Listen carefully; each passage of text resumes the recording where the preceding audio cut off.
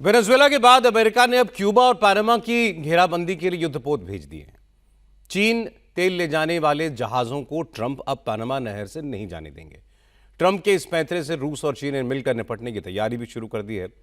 Putin ने रूसी जहाजों की सुरक्षा के लिए युद्धपोत भेजे हैं। जिनपिंग ने डिस्ट्रॉयर उतारे हैं। तेल से शुरू हुआ खेल कभी भी अब महायुद्ध में बदल सकता है। पूरी दुनिया में हथियारों की होड़ शुरू हो चुकी है। नए नए हथियारों की टेस्टिंग हो रही है जो पलक झपकते ही दुनिया का नक्शा बदल सकती है। यूरोप में शुरू हुआ तनाव क्या युद्ध की चपेट में एशिया को भी लेगा? इस पर पूरी डिटेल में देखिए ये रिपोर्ट।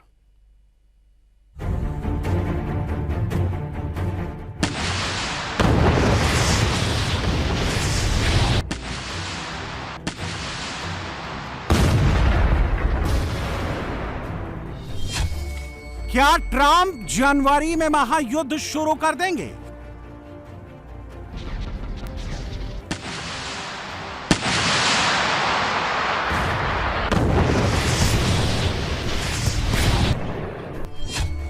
क्या पुतिन जिनपिंग की ज्वाइंट फोर्स ट्रंप को हरा देगी?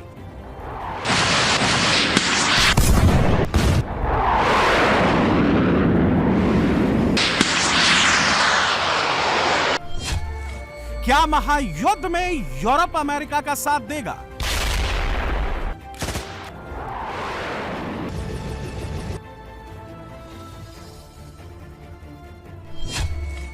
क्या महायुद्ध में मिडिल ईस्ट और एशिया भी जलेंगे?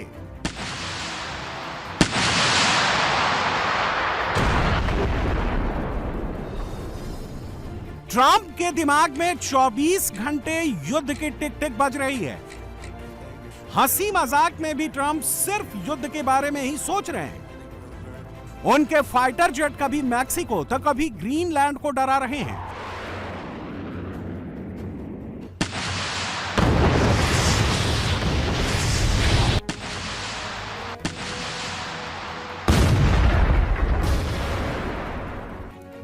ट्रंप के कयामत ढाने वाले बॉम्बर आसमान में लगातार उड़ान भर रहे हैं। Venezuela, Mexico, Cuba, Brazil, Iran, Greenland, Trump को सबका तेल, सबका सोना और रेयर अर्थ मेटल्स ट्रंप को चाहिए। जो नहीं देगा ट्रंप वहां तबाही मचा देंगे।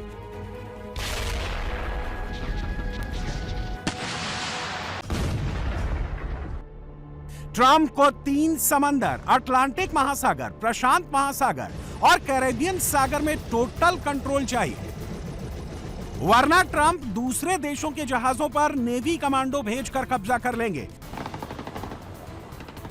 कैरेबियन सागर में ट्रंप के आदेश पर रूस के एक और जहाज को अमेरिका ने जब्त कर लिया है। ओलिना नाम का यह जहाज कैरेबियन सागर में था। अचानक ट्रंप की नेवी फोर्स के कमांडो 2 हेलीकॉप्टर से आए और रस्सी डालकर जहाज के डेक पर पहुंच गए। जैसे गन पॉइंट पर किसी को माफिया बंधक बना लेते हैं, उसी तरह रूसी जहाज ओलिना के क्रू को बंधक बना लिया गया। ओलेना, मैरिनेरा, सोफिया, अमेरिका ने 10 दिन में रूस के 3 जंबो जहाजों को समंदर में जब्त कर लिया है। ओलेना, सोफिया और मैरिनेरा को ट्रंप ने वेनेजुएला का तेल चुराने के आरोप में जब्त किया है। उससे पहले चीन के 4 बड़े तेल से लदे जहाजों को अमेरिका कब्जे में ले चुका है। समंदर में ट्रंप की दादागिरी कभी भी बड़े युद्ध को भड़का सकती है। पुतिन और जिनपिंग ने कहा कि ट्रंप की समुद्री डकैती बहुत ज्यादा दिन तक बर्दाश्त नहीं की जाएगी। उन्हें करारा जवाब दिया जाएगा। वेनेजुएला पर कब्जा करने के बाद ट्रंप ने एक और पड़ोसी देश की घेराबंदी करना शुरू कर दिया है।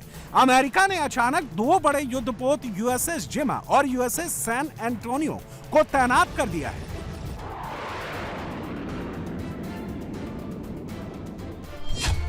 कैरेबियन सागर में 1 महीने से अमेरिका के डिस्ट्रॉयर और आधा दर्जन युद्धपोत तैनात हैं। अब क्यूबा के दूसरी तरफ 2 नए युद्धपोत लगाकर ट्रंप ने यहां ब्लॉकेट कर दिया है।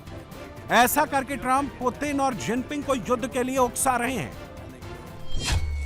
क्योंकि क्यूबा रूस का करीबी पार्टनर है। क्यूबा की ऊर्जा जरूरत वेनेजुएला के तेल से चल रही है। ट्रंप ने कैरेबियन सागर और अटलांटिक महासागर में ऐसा जाल बुन दिया है जिससे क्यूबा तक वेनेजुएला का तेल नहीं पहुंच पाएगा। रूस और चीन की शैडो फ्लीट वाले टैंकर भी क्यूबा तक तेल नहीं पहुंचा पाएंगे क्योंकि ट्रंप ने समंदर में ब्लॉकेट कर दिया है। ऐसा करके ट्रंप क्यूबा को अपने पाले में आने के लिए मजबूर करना चाहते हैं। कोलंबिया, जिसने वेनेजुएला पर हमले के बाद टैंक और आर्मी बॉर्डर पर भेजी थी, अब कोलंबिया के राष्ट्रपति गुस्ताओ पेट्रो व्हाइट हाउस में जाकर डील करने को तैयार हैं। अगले हफ्ते दोनों की मीटिंग हो सकती है। साउथ अमेरिका में 12 देश हैं, इनमें सबसे बड़ा ब्राजील है। वेनेजुएला, क्यूबा, कोलंबिया के बाद अब अगला टारगेट ब्राजील है। अमेरिका के विदेश मंत्री मार्को रूबियो ने ब्राजील को चीन से डील नहीं तोड़ने पर युद्ध की धमकी दी है। ब्राजील को डॉलर के अलावा किसी और करेंसी में बिजनेस नहीं करने देने की बात कही है। ब्रिक्स करेंसी में रूस, चीन के बाद ब्राजील लीडिंग पार्टनर है। ट्रंप का सीधा फंडा है, अमेरिका से डील कर लो वरना युद्ध के लिए तैयार रहो।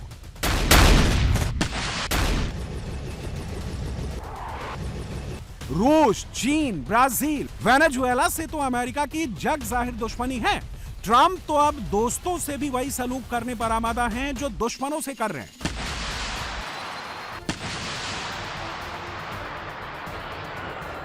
डेनमार्क नाटो की पार्टनर कंट्री है, अमेरिका से गहरी दोस्ती है, मगर ट्रंप हर रोज नई धमकी डेनमार्क को देते हैं। ग्रीनलैंड बातचीत से डेनमार्क दे दे तो ठीक, वरना ट्रंप ताकत के बल पर कब्जा करने में नहीं हिचकेंगे। I would like to make a deal, you know, the easy way, but if we don't do it the easy way, we're going to do it the hard way. And by the way, I'm a fan of Denmark too. We need that because if you take a look outside of Greenland right now, there are Russian destroyers, there are Chinese destroyers and bigger, there are Russian submarines all over the place. We're not going to have Russia or China occupy Greenland, and that's what they're going to do if we don't. So we're going to be doing something with Greenland, either the nice way or the more difficult way. क्या Trump की सनक से NATO का अंत होगा?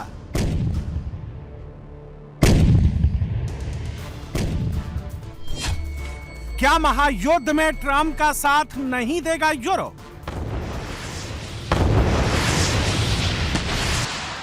Greenland पर जबरिया कब्जा करने की धमकी ने यूरोप में ट्रंप के खिलाफ माहौल बना दिया है। मैक्रो ने कहा कि रूस के साथ बातचीत दोबारा करने का वक्त आ गया। मेलोनी ने कहा कि मैक्रो सही कह रहे, यह रूस से बातचीत का समय है।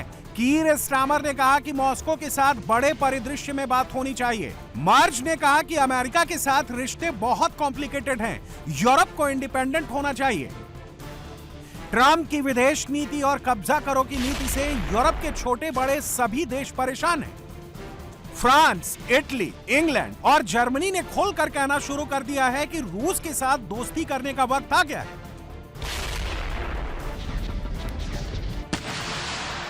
मतलब अगर महायुद्ध भड़केगा तो नाटो पार्टनर होने के बावजूद यूरोप अमेरिका के साथ जाने का विकल्प छोड़ सकता है।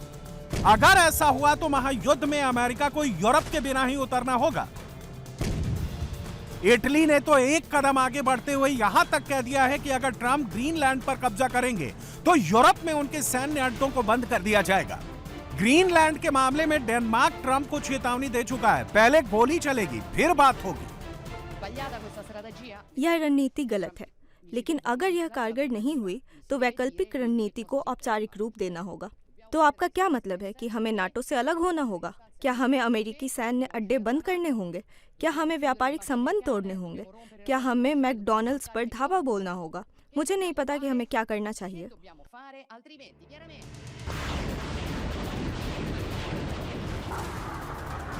पुतिन की तैयारी यूरोप और अमेरिका दोनों से लड़ने की है। पुतिन 1 साल से नए हथियारों की टेस्टिंग कर रहे हैं।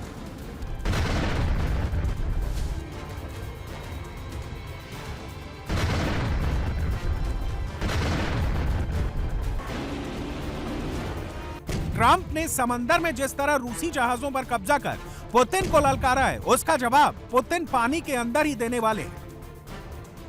काला सागर में रूसी नेवी बेड़े युद्ध के साथ साथ गुरिल्ला वॉरफेयर की भी तैयारी कर रहे हैं। एक बार पुतिन का आदेश मिला तो फिर अमेरिका की नेवी के लिए रूस के जहाजों पर हेलीकॉप्टर से उतरना तो दूर, उनकी तरफ देखना भी मुश्किल होगा। पुतिन के पास तबाही का कितना सामान है ये नाटो और अमेरिका को पता है, फिर भी ट्रंप बारूद से खेलने की कोशिश कर रहे हैं। पुतिन ने नाटो, अमेरिका, इजरायल समेत ट्रंप के सभी सहयोगियों को सिर्फ ओरेश्निक मिसाइल से निपटने का चैलेंज दिया है। पुतिन ने दुश्मन देशों को ओरेश्निक मिसाइल को इंटरसेप्ट करने की चुनौती दी है।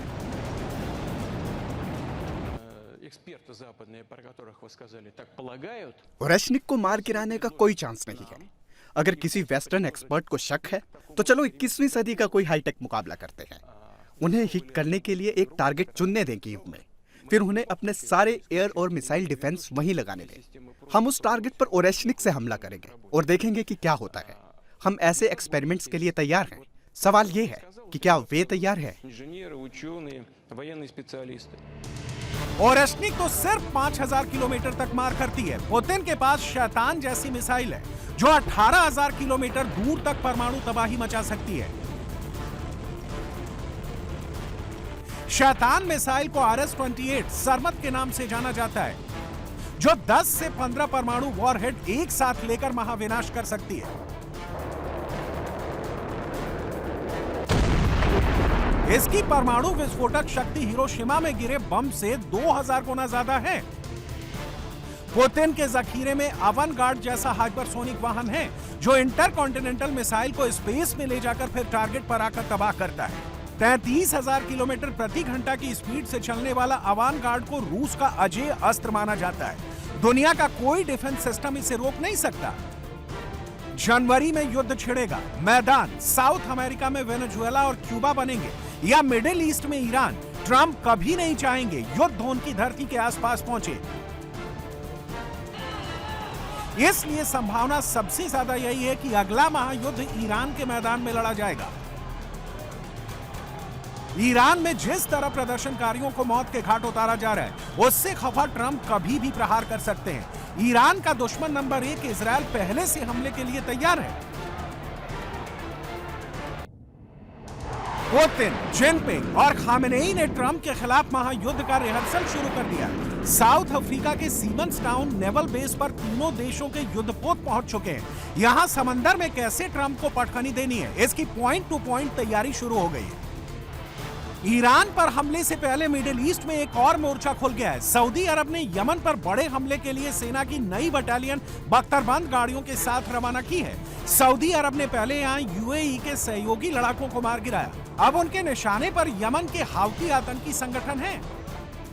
महायुद्ध मिडिल ईस्ट से एशिया तक भी आएगा। चीन ने जिस तरह जापान और ताइवान की घेराबंदी शुरू की है, उससे यहां भी एक नया फ्रंट खुल चुका है। साउथ चाइना सी और हिंद प्रशांत महासागर में चीन जिस तरह से लगातार बड़े बड़े युद्धाभ्यास कर रहा है, भड़काने वाली कार्रवाई कर रहा है, उससे यहां भी बड़ा युद्ध पहुंच सकता है।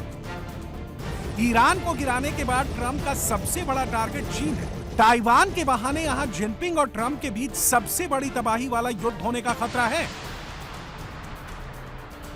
ट्रंप ने यहां पहले से ताइवान में घातक हथियार भेज दिए हैं। जापान में अमेरिकी बेसों की ताकत बढ़ा दी है। जापान की नेवी भी लगातार समंदर में चीन को चैलेंज दे रही है।